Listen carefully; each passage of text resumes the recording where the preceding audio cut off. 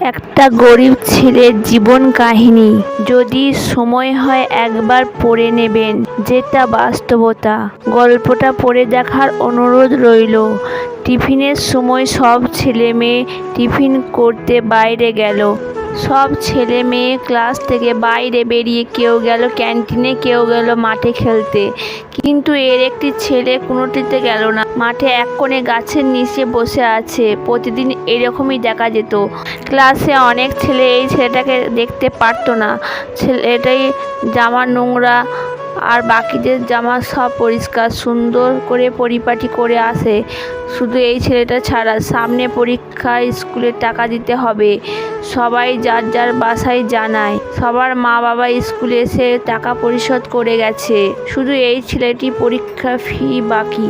ছেলেটি ক্লাসে আসলেই স্যার ফিয়ের কথা জিজ্ঞাসা করে, আর ছেলেটি চুপ করে থাকে। এইভাবে 2-3 দিন কেটে গেল। স্যারেরা বুঝতে পারলো এই ছেলেটি টাকা দিতে পারবে না। হেড স্যারের কাছে নিয়ে ছেলেটার নামে নালিশ করলো। হেড স্যার ছেলেটিকে তার রুমে ডাকলো এবং বকাঝকা করলো। বাবা মা নিয়ে পরের দিন আসতে বলল। প্রথম দিন তোমার বাবা মা যে সেই ভর্তি করে দিয়ে গেল, তাদের মুখ দেখলাম না 1 বছর কাল।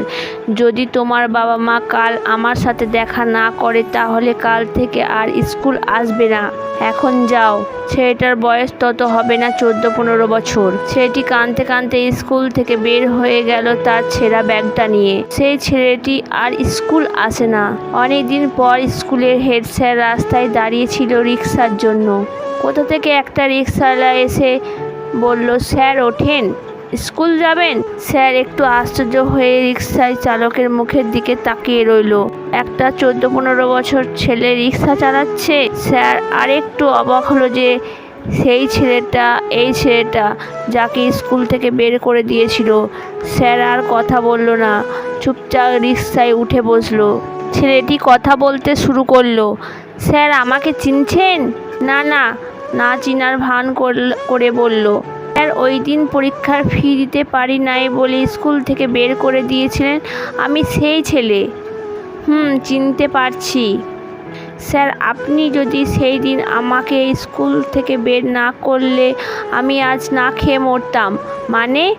স্যার আমি এতিম, রাস্তায় রাস্তায় ঘুরতাম আর বিভিন্ন স্কুলের সামনে দাঁড়িয়ে থাকতাম আর ভাবতাম যদি এই স্কুলে পড়তাম। একদিন আমারে এক সাহেব আর তার বউ দেখে আমাকে স্কুলে ভর্তি করে দিয়ে গেছিল। আমি অনেক খুশি ছিলাম।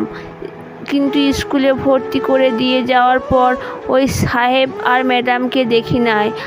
আর আমি পাগলের মতো না খাইয়া স্কুলে সারাদিন পড়িয়া থাকতাম। সবাই যখন টিফিনে খেত, তখন আমি দূরে এক কোণে বসে খাবার খাওয়া দেখতাম আর কান্না করতাম। খিদা অনেক লাগতো, কিন্তু স্কুলে ক্লাস করতে বেশি ভালো লাগতো, তাই না খাইয়া ক্লাস করতাম। রাতে গিয়ে রাস্তার পাশে ঘুমাইতাম। আপনি আমার এই স্কুল থেকে বের করে দেওয়ার পর বুঝতে পারলাম পড়াশোনা আমাদের জন্য না। যাদের পেটে একবেলা ভরপেট খাবার জোটে না, বাবা মা নাই, তাদের জন্য পড়াশোনা নয়। স্যার ওই দিন থেকে আমি রিক্সা চালাই। এখন স্যার আমি হোটেলে 3 বেলা করে ভাত খাই, মাছ ডাল দিয়ে পেট ভরে খাই।